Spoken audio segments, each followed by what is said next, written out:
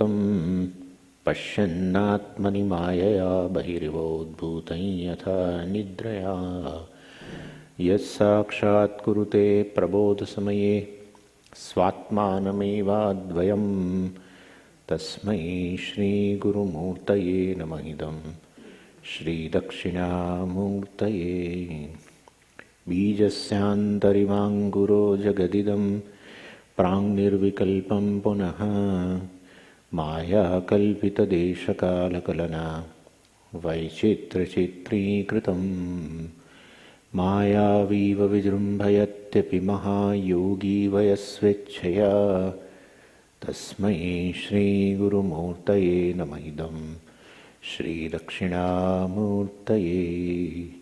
तस्मै श्रीगुरुमूर्तये नमः इदं श्रीदक्षिणामूर्तये। ॐ सहना भवतु सहनौ भुनक्तु सह वीर्यं करवावहै तेजस्विनावधीतमस्तु मा विद्विषावहै। ॐ शान्तिः शान्तिः शान्तिः। सदाशिवसमारम्भां शङ्कराचार्यमध्यमाम् अस्मदाचार्यपर्यन्तां वन्दे गुरुपरम्पराम्। ॐ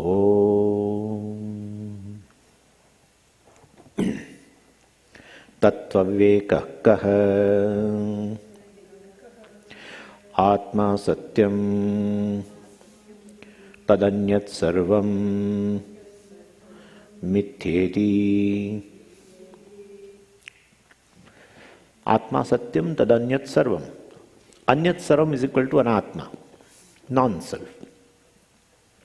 And other than atma, everything, whatever you see, whatever you experience, whatever you hear, whatever you taste, whatever you touch, everything is mithya. And mithya means not it is non-existence. Now we know it is apparently existent. Apparently existence. Without consciousness, very simple thing is, without consciousness, no one can prove the existence of anything. To prove the existence of anything, first existence of Atma should be proved. Without conscious being existent, nothing gets proved as existent thing. So space is, if you say, well, automatically it proves consciousness is. Otherwise, how will you say species? Space is, how will you say? You cannot say. Space is not, Swamiji. Law. Yeah, consciousness is. Right? Yes, but there will not be a, Swamiji, experience of that there is no space. Yeah, you have experience. You have experience that there is no space. Time is, consciousness is. Time is not, consciousness is. Otherwise, how will you say? Without experiencing the absence of time, you cannot say that time is not. Then experiencer is automatically proved. Experiencer is automatically proved. If experience is there of an absence of a time, then experiencer is automatically proved. Experiencer is Atma. Right? Therefore, Atma is one. But Swamiji, what is that state in which time, space, etc. are absent? Deep sleep. That's how even after getting up, if sleep, still overlaps, people think, what is the time? Right? It is happening. Sometime in a very, very deep sleep. It has happened to me several times. I am a champion of sleep. Championship I have. So, many times I feel, here it happened. Oh, where am I? I am in Ahmedabad. It has happened. What's the time? Even though I have woken up, but not completely come out of the sleep. That shows absence of time, place is there. And it's without also, during sleep, I was not aware of the time. So, even they are absent, I am there to appreciate the absence. Therefore, consciousness must be something which is beyond time. That's what timelessness is. Everything is in time bound. Everything is time bound. What is time-bound is mithya. What is timeless is satyam. That's all. How, but the satyam and timeless, how can they go together? Yeah, they go together. Definition of satyam is which exists in all the three periods of time. Well, that's timelessness. But you are saying, Swamiji, exist in three periods. In three periods, still time bound. It is not. Even these three periods of time are not there, let's say. Let's say, the concept of time, basically, past, present, future. Well, that is absent. Then what? And still you are there to appreciate, to prove, to experience, to know the absence of time. Well, the conscious being must be there. That's how I am. All the time existent. Timelessness also proves existence. Time bound, today existent, tomorrow not. Is time bound. I'm timeless. That's a glory. No one in the world will ever sing a glory of yourself the way Veda sings for you. It's amazing. Anywhere you go, people may talk about you, your glories in your presence, in your absence, but they cannot sing a glory like the Veda sings for you. That you are the truth of the creation. You are timeless. It's amazing.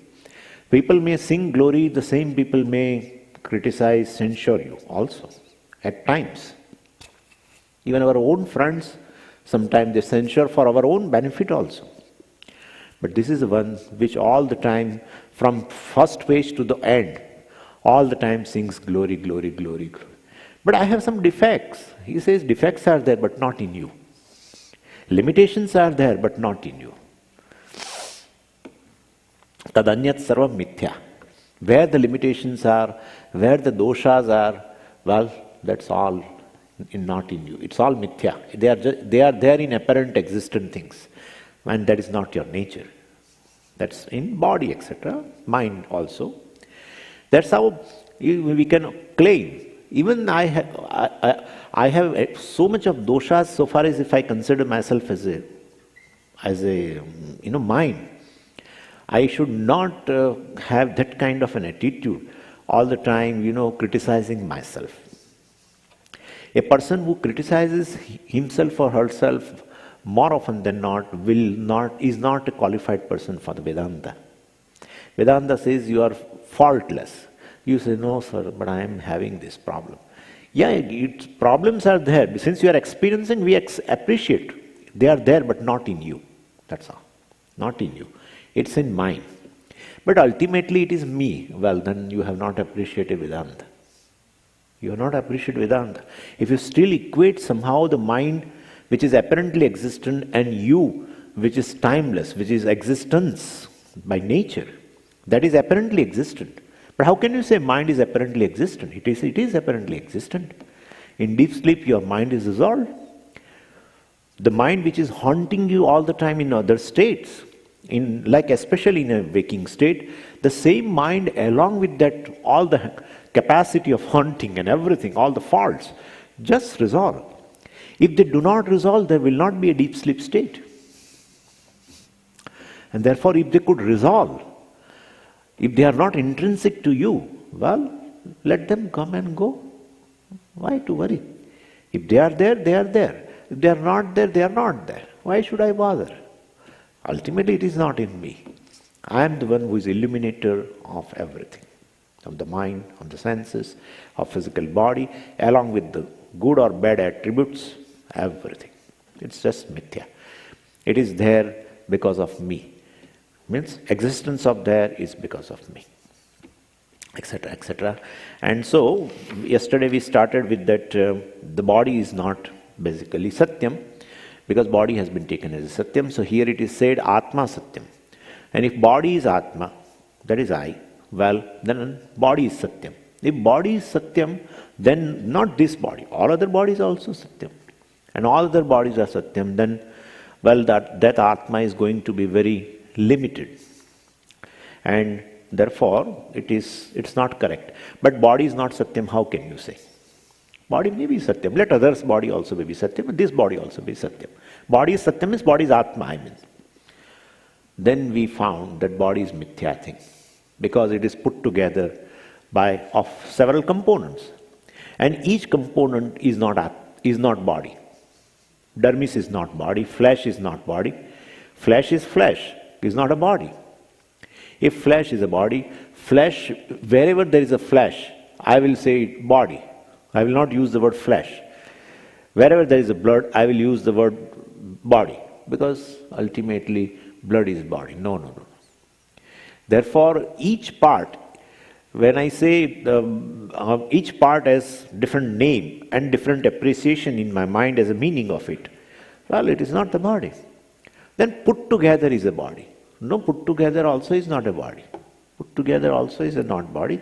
That's what we are going to see. But anyway, so Upanishad that takes a different model. Rather than going by dermis and flesh and blood and all this, all the parts, Upanishad has its own model.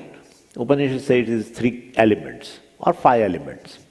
And each element is element but not a body. That's how it goes. And generally 2 models are there for the body. Body is looked upon in different Upanishads little differently. Chandogya Upanishad looks upon the same body as 3 elements. And Taittiriya Upanishad looks upon this body as 5 elements. And definitely, first thing is, if 3 elements, then water, fire, water and earth. They avoid these 2 things, Vayu, air and space. So, so body has a temperature and therefore there is a fire, it has a shape, body has a shape because of water, and the constituents of the body are all these minerals, calcium, carbon and everything. And therefore, that is looked upon as a Prithvi, that is earth. This is a model according to Chandogya Upanishad. And 5 elements, then air also is, definitely it is there also, so air is there, space of course is there. Since that 12 o'clock food goes in, there is a space indicates, right? So space is there very well. It has its own voice also, some kind of, it makes some noise also, sometimes good also. And therefore, that sound belongs to space. That's an attribute of space. Therefore, when it becomes empty, the stomach becomes empty, it makes a sound. Yeah, it makes a sound. Then I feel, there is a, now clear. I have to search some dibbas. Where are they? So, it is there. Right now the sound is coming out because of there is a space. Suppose if person eats up to the neck, and then if I tell him to take some lecture, he says, I will not be able to speak, because the space is less now inside. Therefore, that sound doesn't come out. Anyway, and this is just by the way. Anyway, so if you take away the minerals, well, there is no body. But minerals are not the body. Take away the minerals, there is no body. Then minerals are body. No, minerals are not body. It's a calcium. Otherwise, you see the Sandoz calcium bottles. And if calcium is the body, then seeing that, calcium tablet, you will see that is the body. Human body, that too. Then you are eating human body means you are a violent, where is non-violence? You are also a non-vegetarian because you are taking a human body. In every day, 500 milligram human body. Nobody takes. We should think, see, this is where the things are. So, body has just these 3 things, and you remove one by one, and you find there is no body. Well, then this put together is body. It's put together also is not body. Each one is a body. No, each one also is not a body. This is how the mithya is. Mithya is called inexplicable. Inexplicable. This is how the whole world is. Whole world, phenomena in the world, everything is like this.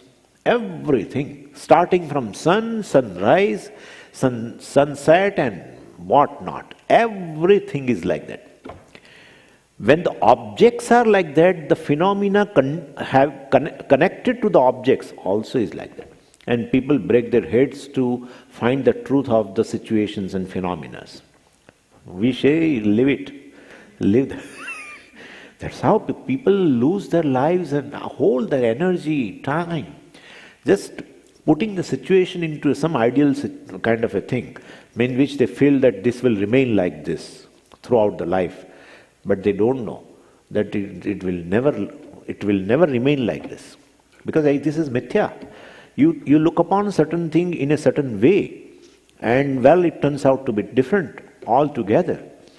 That is how the science goes on and on and on and on. Taking one cell, they go on, and they will go on and on, even after 1,000 years. This is how the nature is. Inexplicable. It will come further also.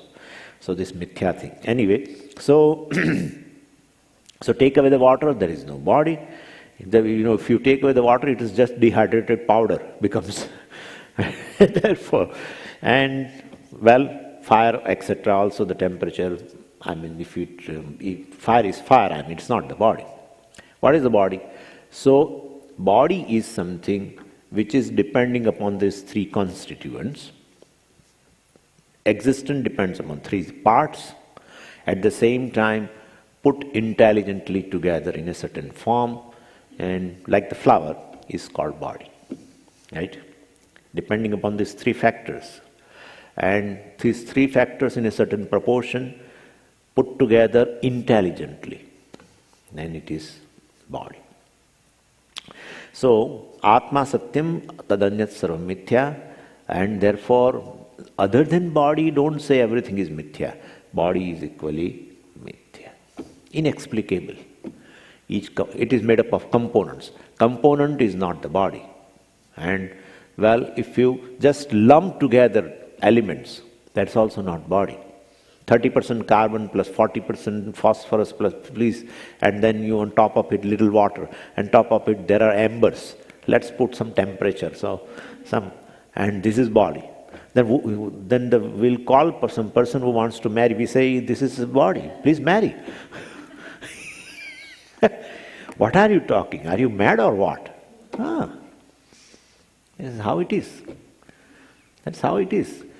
But ultimately, body is totally dependent upon these three things. Then call this as a body. No, we cannot call. Each component, no, that is also not. Component is component. Mixture, no, that's a mixture. Then what is body?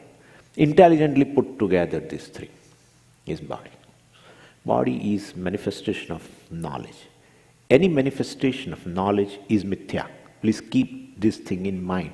We are going to analyze later when the creation comes. So, if you say the body is Satyam, you do not know the meaning of Satyam, basically. In the vision of Shruti, only Atma is Satyam, everything else is Mithya. And everything else now include body also. Body is Mithya. So, your physical body is definitely included in everything. Tad anyat sarvam. Sarvam, everything. Till today, before the analysis, before discrimination to inquiry, everything is other than the body. But now, body also goes into that. And not only this physical body, now whatever is inside the body, everything, prana also, mind also, senses also, that is coming in the definition of Atma itself. Everything is included, not just this physical part. Everything is included into a category called mithya. And if other than all this, other than prana, other than senses, other than mind, other than intellect, other than ignorance, other than physical body, what is left over is Atma. This is all mithya, then what is Satyam? Atma Satyam. Whatever is there, whatever is left over is Atma. Right now. And therefore, that alone is Atma. So if it has parts, it becomes mithya. And no part is Satyam. No part is Satyam because body has a parts. Like flower has a parts. right? And we have proved that each part is not the flower, right? Each part, dermis, is not the body, etc. And therefore, anything which has a parts, this is a beautiful definition, anything which has a parts is mithya. Therefore, Atma, if it is Satyam, as per the Shruti, well, then it should not have any parts. That's how Atma is called Niravayavam. It will come even in second chapter also, in the Bhagavad Gita. Avayava means a limb, part.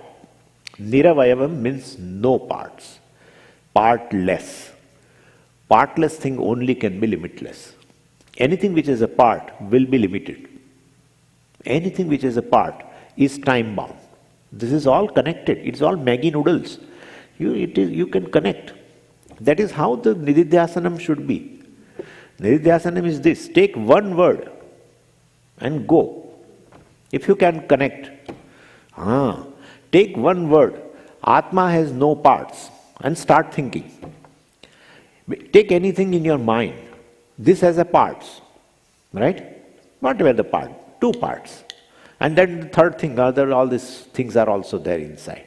The spring and everything. All parts. Anything which has a parts is time bound.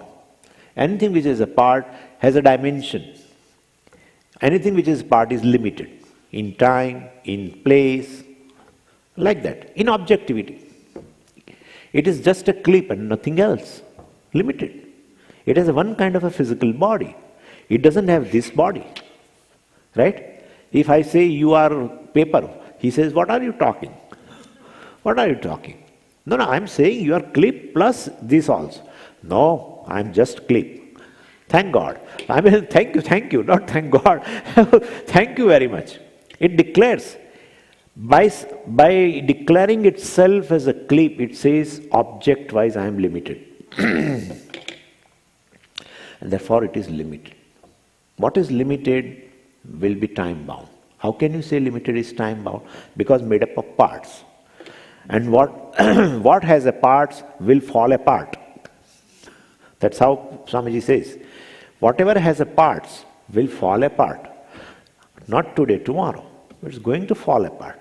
Well, time bound. Anything which has a parts has a birth and death, definitely. Joining the parts is a birth. And they fall apart is a death. Right? When they fall apart is a death. So it is time bound. Limited. Everything is connected. Atma is Satyam, Atma is partless. Because any mithya thing we have seen with the parts. It may be a flower, it may be a body, it may be anything.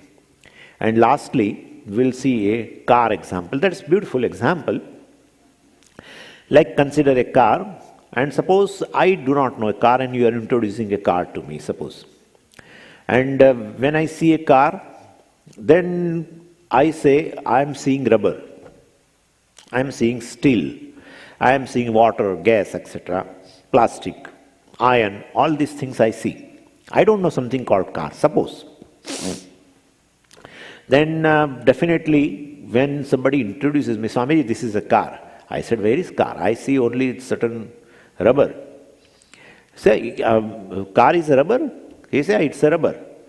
If I say, I see a rubber. He says, this is a car. I say, I see a rubber. Well, is rubber a car? Then rubber is not a car. He will say, if rubber is not a car, I want to see car. Remove the rubber then. Because rubber is not a car, you are saying. If rubber is not a car, then remove the rubber, I want to see just the car. And then definitely he removes the rubber. Then is car the air? Well, air is not the car. Because if air is a car, it will take me anywhere. Right? It can take me anywhere. And that's what it is. But then definitely it is not like that. Air is not a car. He is looking at me with a big eyes, what this fellow is talking.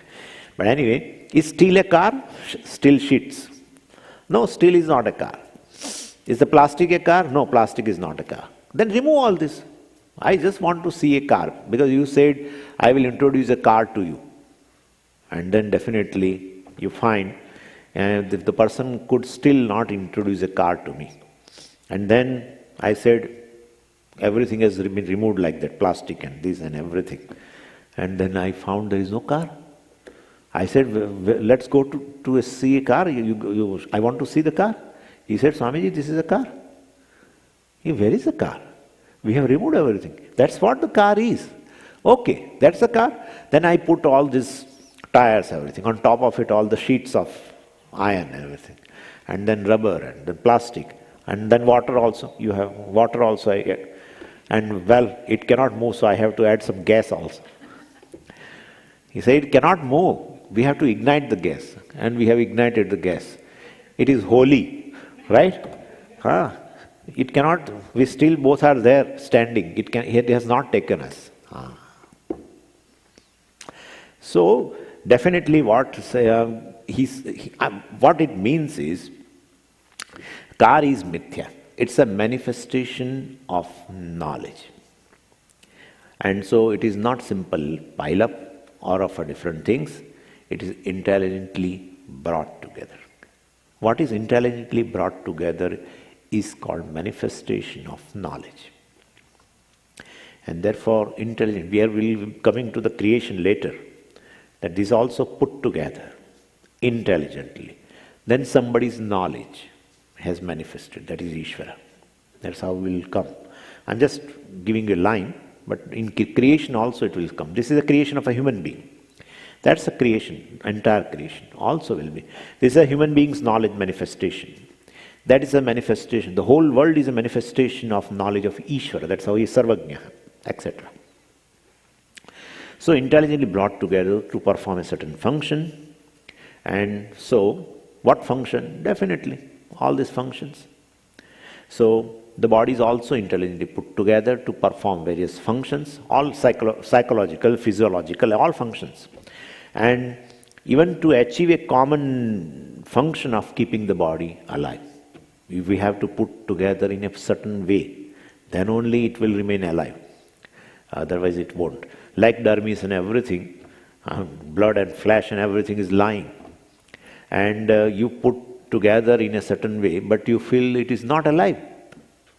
You can, if you give a certain kind of a packing of a human form, just think, 6 liters of blood and this and that, I have to talk, what can I do? Because this is so dear to me. No? This is so dear to me. But what we don't know, that what is inside everything. Anyway, so if you give a shape, human shape, and dump everything in that, or whatever way you want, you arrange them inside, well, still it is not alive. Therefore, my knowledge is not sufficient to make it alive. Some another conscious being, time being, some another conscious being who is having much more knowledge than me, his knowledge should manifest in putting up these things together. Right? And therefore, all this putting up together in a certain fashion or intelligently indicates this is called body.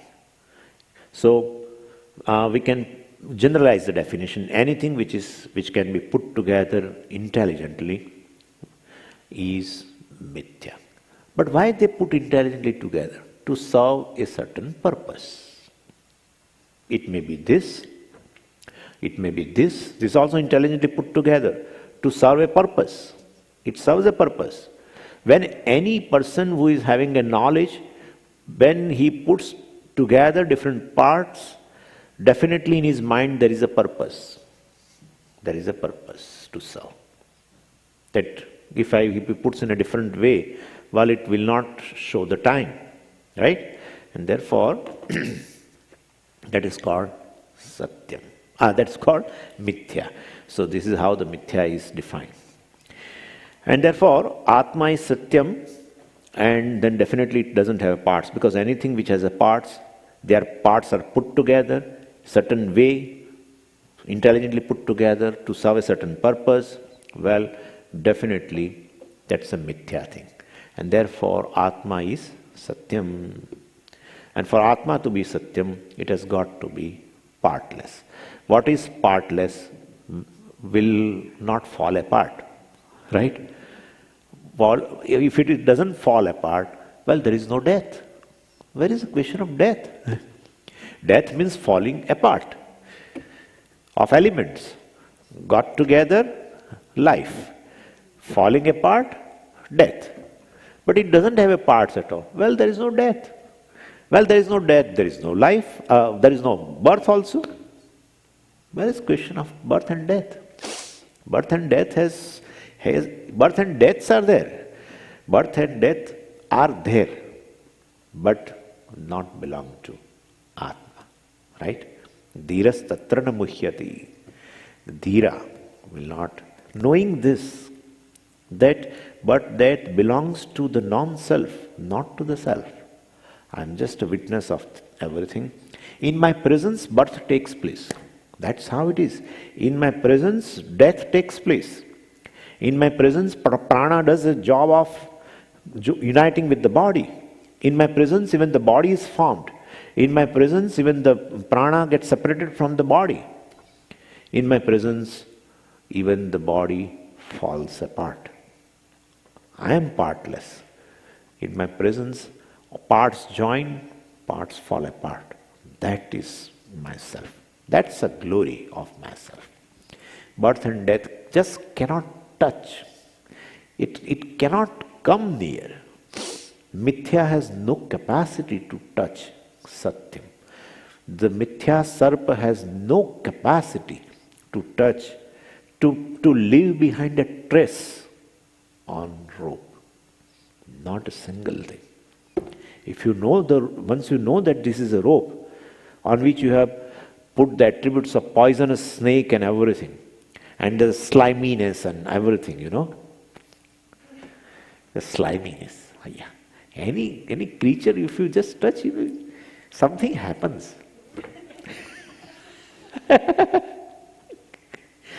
I mean, nothing is there. Nothing is there. Whatever you say, you call a lot of people that this is a poisonous snake and etc. And person puts a torch. Snake has gone for good, not leaving behind a single trace. Mithya can never touch Satyam. Atma is Satyam, body etc. is Mithya. Asangoham, asangoham, asangoham. They used to chant this. Even in yoga also people used to chant asangoham. I am untouched by the Mithya. Sangha means a connection, contact, sambandha, relationship. Any relationship means definitely affected. In relationship, both the things will be affected. Any relationship. Not one is affected and other is not. Definitely. If you feel related to something, you will be also affected. Another also will be affected. If there is no relationship, well, I am not affected. In world, where I am not related, I am not affected. But if I am related to somebody, and if I happen to come to know that she has some illness or something, you are going to be affected. So this is how the thing is. The world is there, and it is like sarpa, the snake, projected. World is a projected thing. Mithya means a projection, by the way. Appearance, projection. And like the snake is a projection on the rope, same way this is a projection. And when you project something, what is projected has some existence. And that existence is borrowed existence. Snake is projected on rope, taking the existence from the rope. Snake is projected and shines, right? Any projected thing shines also in your mind. That shining or illumination is on account of the rope. Rope only, actually you are seeing rope only, but in your mind it is snake. Anyway, so this is Tattva Viveka, right? taken body as a self, now we have done the discrimination. And in the discrimination we have come to know, body also is mithya. Everything is mithya, body also is mithya. That's the main discrimination. Other thing, this is not me, is a simple discrimination. This is not me. Paper is not me, table is not me. Well, there is not big discrimination, I know. But body is not me. That's a discrimination. Yeah. Body is also mithya. When we said everything is, well, first what we did is, everything is mithya. How? Because everything is made up of parts. That's how we give example of flower and desk and everything. And car also, everything. And of course body also is like flower, like desk, like car. Car also parts put together intelligently. Body also parts put together intelligently. And not your intelligence, not your knowledge. Intelligence means knowledge, not your knowledge, Ishvara's knowledge. Because I also can make the body. And all these things which I have removed, I can feel it up inside and do this. Swamiji, it's enough. Go ahead. Okay, I will go ahead. Let's go. Atma kaha sthula sukshma karana sharirat vyatiriktah panchakoshatitah san avasthatraya sakshi Satchidananda Swarupah San Yastishtati Sa Atma. So what he says is, one who is distinct from Sthula Sukshma Karana Sharirat Vyatiriktah, distinct from. So from, if you want to use word from, in Sanskrit there is a case, fifth case you have to use. So, Sthula Sukshma Karana Sharirat, like Ramaha Ramat, same way. So, the one who is distinct from Sthula, gross, then Sukshma, subtle, and Karana, causal, bodies, Sharirat, bodies. So, one who is distinct from gross, subtle, and causal bodies is Atma. That is the first definition. Then second definition, Panchakoshatita san, Panchakoshatita. One who is beyond the 5 levels of experience. Kosha, they say shit, but here it's a beautiful way Puja Swamiji explains.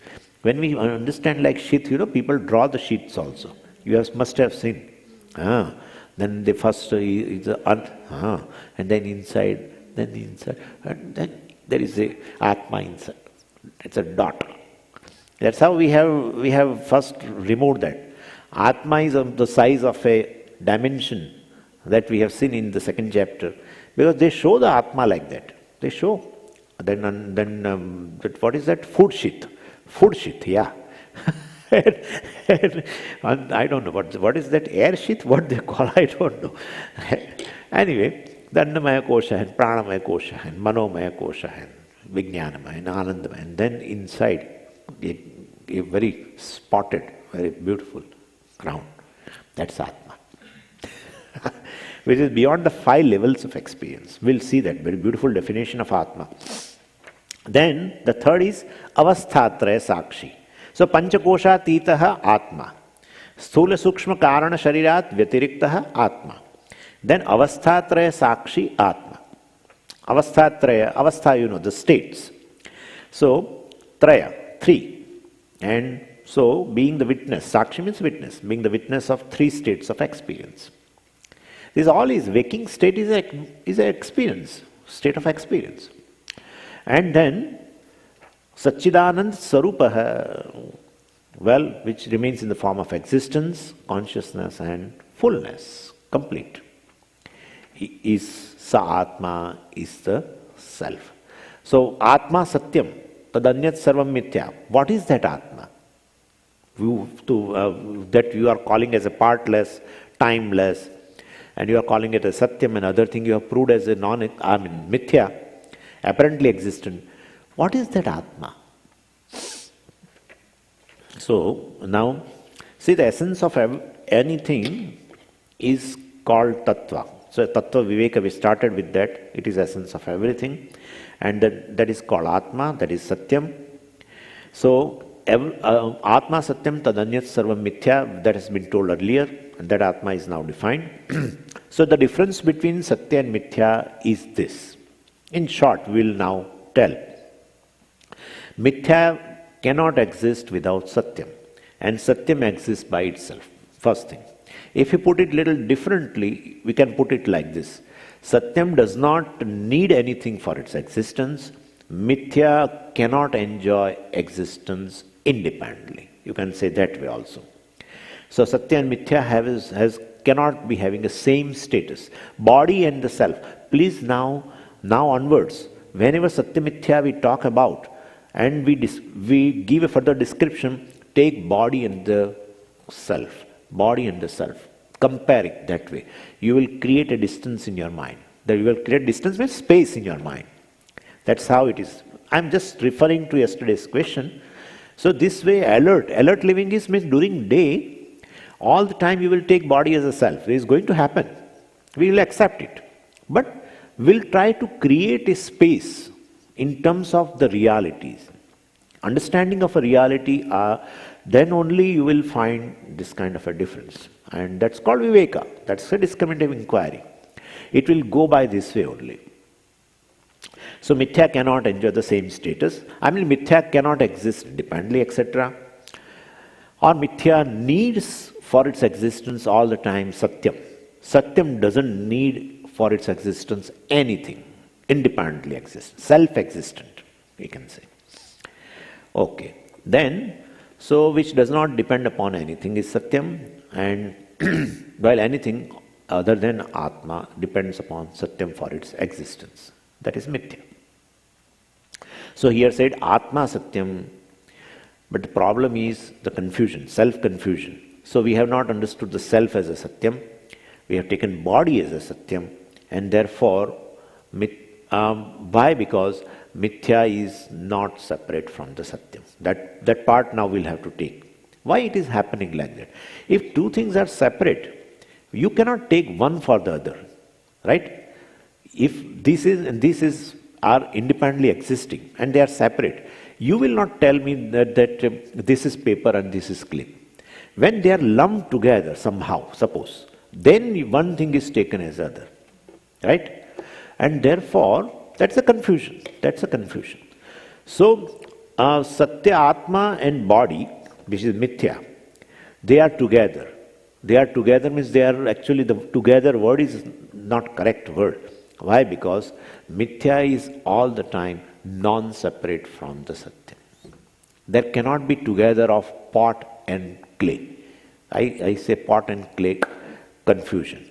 So means pot and clay are lumped together. It's not lumping. It's all lumping here.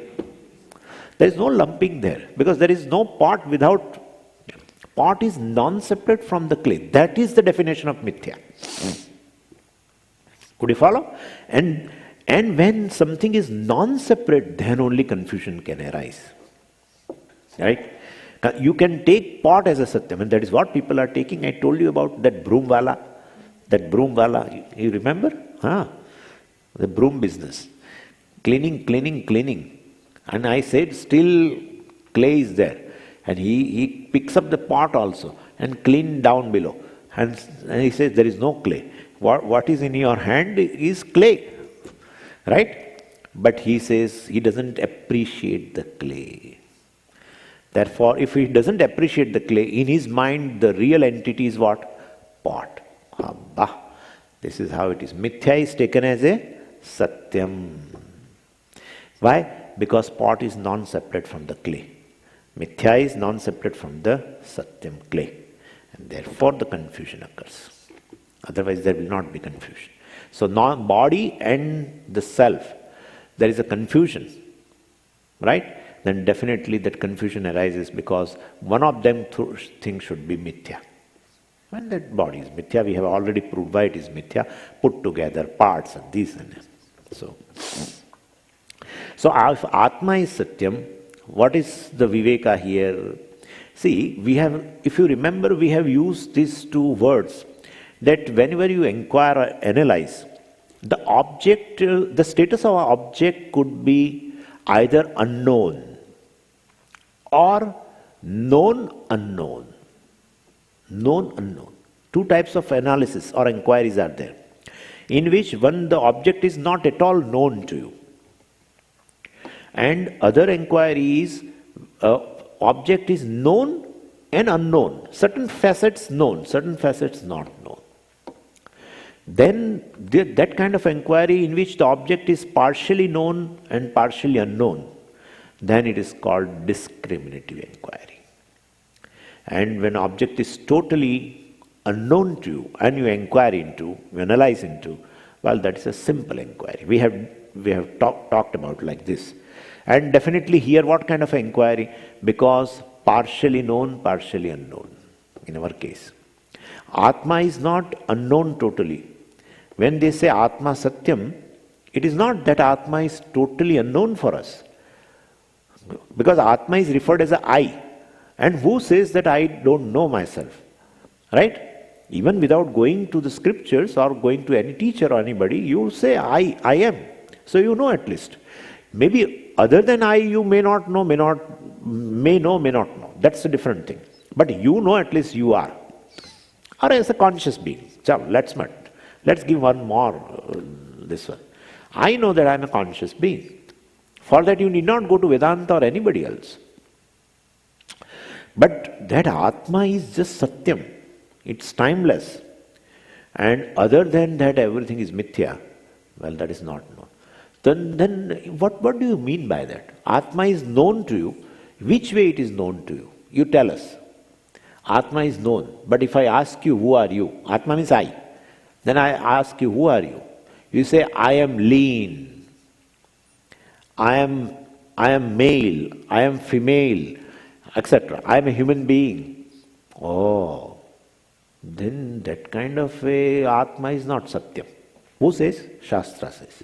We'll have to explain you. Means you even though you say I know I am a human being, you say I am a male, female, etc., etc. Or I am so tall, I am short, etc. Well, even though you know yourself, but you really don't know about yourself. Or you know yourself partially. Because Atma is not tall. Atma is not short. What is tallness and shortness and manness and womanness belongs to Mithya. That's the thing. It's a non-self, which is tall, which is short, which is human being, which is man, which is woman, which is white, which is black, which is yellow, whatever. That's so. Even though I say I know myself that I am a human being, Shastra says, well, Atma means I is Satyam. But then I am tall that is something Mithya has been lumped together. Body you are taking as Atma. So, could you follow? Then you have to discriminate. Body is body, which is Mithya. Atma is Satyam, which is not tall, which is not short, which is not man, which is not woman. That's what Nirvana Shatakam says. Right? So I'm not an enjoyer, I'm not an agent of action, I have no birth, I have no death. That is Satyam. And then whatever you are telling about, because tallness is a object of your knowledge. If Atma is tall, that is Satyam, I mean tallness is really your nature, then take the tallness of the tree also on yourself.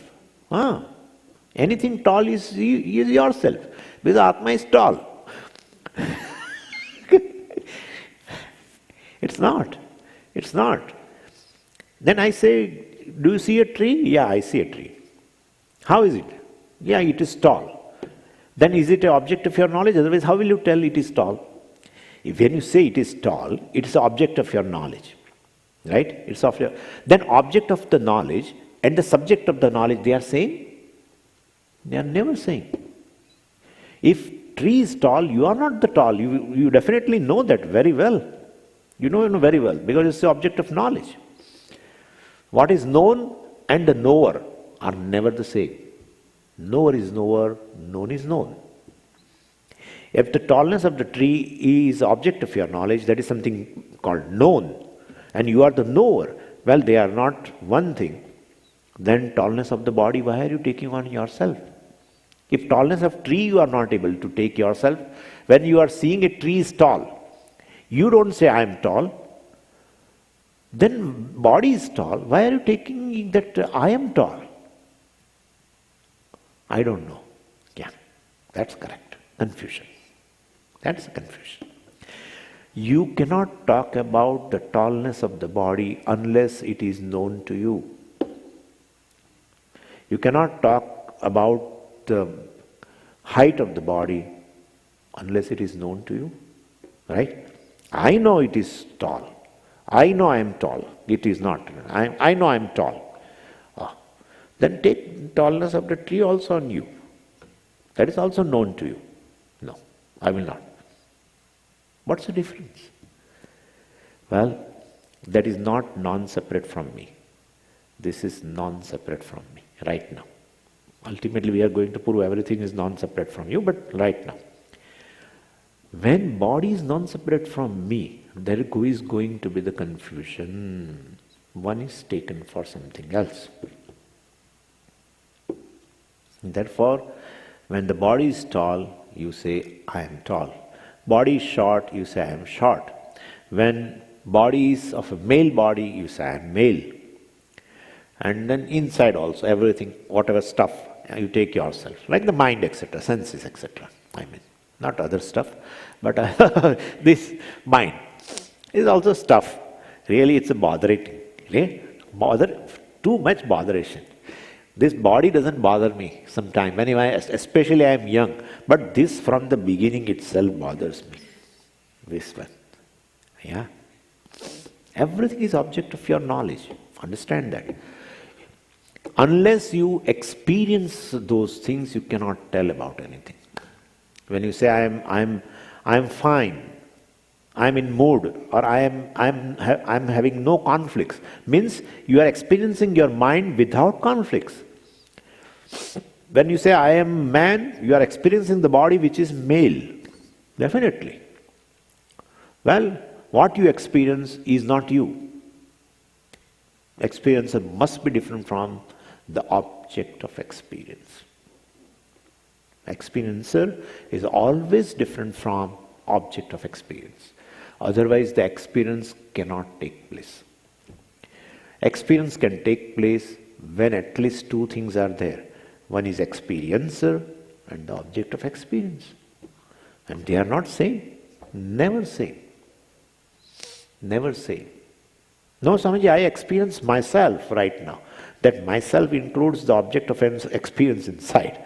Because of that's a self-confusion. Mind you are experiencing, senses you are experiencing as powerful or weak or whatever.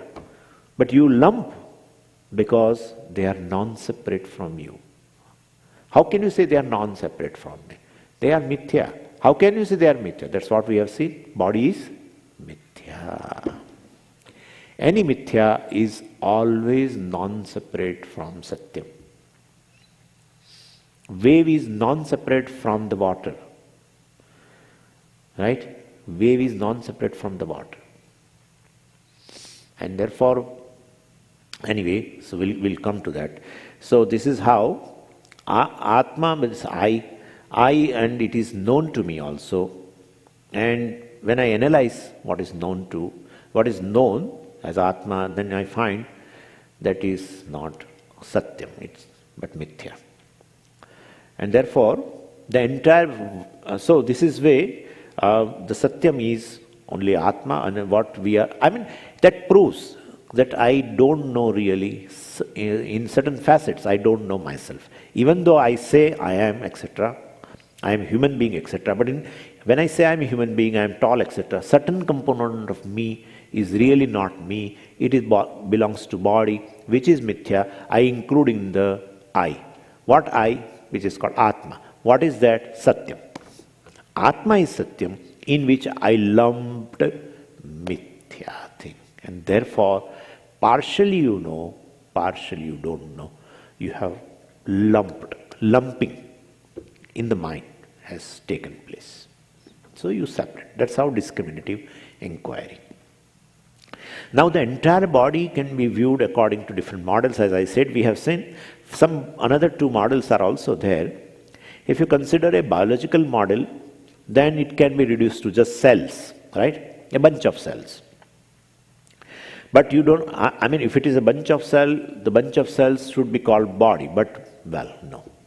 Bunch of cells are bunch of cells. They are not called the body. So, if you remove the bunch of cells, minus bunch of cells, well, there is no body. And therefore, in this model, biological model, if you reduce to bunch of cells, then you say bunch of cells is a body, you cannot tell that. Right? Single cell is not a body, bunch of cells also is not a body. Could you follow? And if you remove it, there is no body. Then you see why we call bunch of cells is body, because if you remove them, there is no body. So we say that is the body. Oh, but bunch of cells is not a body. Bunch of cells is bunch of cells. And that is in storage of this biologist. They keep the storage of bunch of cells. Right? We never call them as a body. We have seen today so many bodies in the glass jars. Nobody says that kind of a thing. So there is no confusion. This is one model. Another model is just minerals also, which I have talked about, but we here say again calcium, carbon, all that. But Swamiji, somebody told me, I said they are just minerals, calcium, carbon, iron, phosphorus, all this, everything. He said, no, you are not putting properly. I said, why? He said, in a specific proportion it becomes a body. When they are in a specific proportion. What is the proportion? He told me some proportion. Calcium, this much percent, this much percent, this much percent. Okay, I said, you mix it up. You put here all this. And then call this as a body. Then relate with that body now. In here is not good. So, even the proportion also, or quantities, etc. Whatever the quantity of iron, quantity of phosphorus, quantity of carbon, even if you put, it's not body. Because from body, if you take it out in terms of material, earth, you put it out, this will be only this phosphorus in certain amount and carbon in certain amount. And after that, if I try to see body, there is no body. Therefore, this is body, we say, but that is not the body. This is an amazing thing, right? It is an amazing thing. If you remove it and put into parts, well, that is not the flower. Then the bunch of all these petals and this, can you call flower? No. You will call bunch of petals, etc. And without them, there is no flower. And when you remove it, there is no flower as such. When you combine together, put together, there is no flower. You put all together, there is no flower. So intelligently put together and all this we have to intelligently put together in a certain fashion to serve a certain purpose, everything that is mithya. Not independently existent. First thing is, by going to the parts, we want to say it is not independently existing. Its existence depends upon the parts, and every part is not that. Could you follow? That is how we say. So there is confusion also here, and reason for this confusion is that mithya is not independent of the satyam, and therefore, since it is not independent, non-separate from the satyam, confusion occurs is satyam is not appreciated, and mithya is taken as a satyam. And therefore, and as I told you, wherever there is a mithya, there itself satyam is. Because mithya being non-separate from the satyam, where the mithya is, there itself the satyam is. Wave is non-separate from the water, so when you are seeing wave, actually you are seeing water. You are seeing water, right? Similarly, the physical body is mithya, and then it is definitely never independent of the Satya Atma, and therefore, Satyam is very much present where the mithya body is, right? Where the mithya body is, the Satyam is right there inside, and well, you can mistake the body itself as a Atma. And so, same way body is taken for Atma, Atma is taken for the body, being non-separate, and then the limitations of the body are taken as the limitations of Atma. That is the disease. This is the disease. Limitation centered on the self is a disease. It is the cause of grief of a human being. That's all. The grief arises not because he or she is a reason, or she is a reason, that is a reason. Nothing. Problem is you, solution is you. This is the only problem. Please go to the room and check today all your problems one by one. You won't find a single problem without the self-confusion. Any problem, in center of that, body is Atma. Body is Atma. Show me any problem centered on Satchidananda Atma. Show me. You will not be able to show. Even the so-called pandemic problem, it is somehow it will catch me. Suppose someone thinks that way. Which me? Which me? Body or the other thing? As a body. And it catches the body, that's a reality, Swamiji. Yeah, I'm not saying that. But body is taken as Atma is not real. It catches body, I don't mind. It catches me is a problem. Well, Mithya is taken as a Satyam. That is how Mithya creates problem. Mithya borrows existence from the Satyam, shines on account of Satyam, and then appears as a real, and appears as real. It is not real. It just appears as a real, creates havoc. Creates havoc. All the problems in your life are centered on the very confusion that I am the body. Because body being non-separate from the self. Body is Mithya. Atma is Satyam. Mithya is always non-separate from the Satyam. Cannot be separate. If they are separate, it is not called Mithya, it is real. If Atma is and these two are separate, then Atma is real, this is also real. Separate means what? Independently existing. If independently existing, it is not called Mithya, it is called Satyam. If it has no need of anything, suppose body, this is considered body, this is Atma. If body has no need for its existence of Atma, body has a no need, it exists independently, well, it is Satyam. We have given this definition. Atma doesn't need any other thing for its existence. Mithya cannot exist independently without Satyam.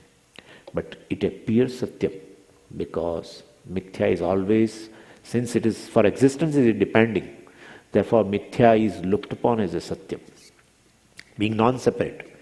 And Atma is looked upon as body is looked upon as Atma, and then the limitations of all the limitations of the body appear in the Atma, which is like crystal, ever free from all this birth and death and disease and everything.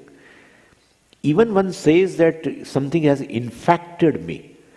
It has never infected. You are not infected at all. What are you talking, Swamiji? You are blind or what? You are insensitive. I am telling you I have got this infection, Swamiji. Yeah, still you are not infected. That's how it is. The confusion. Infection is there. Infection is not there, centered on the self. This is just, by the way, some questions. It has nothing to do with us. This is a question. And the fear is born of this thing, that something has infected me.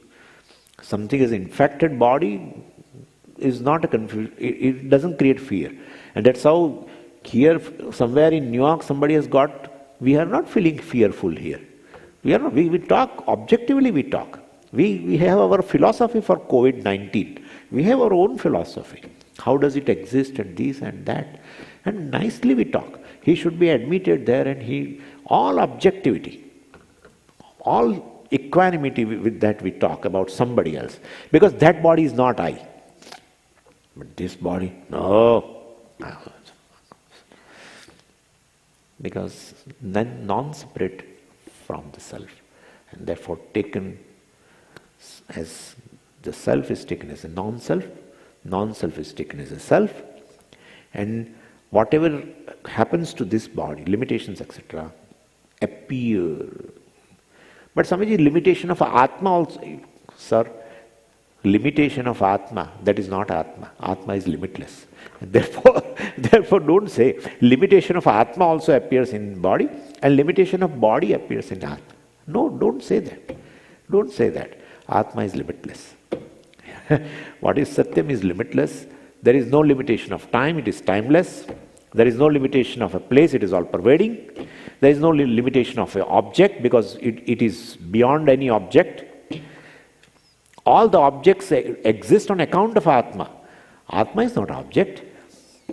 Body exists on account of Atma.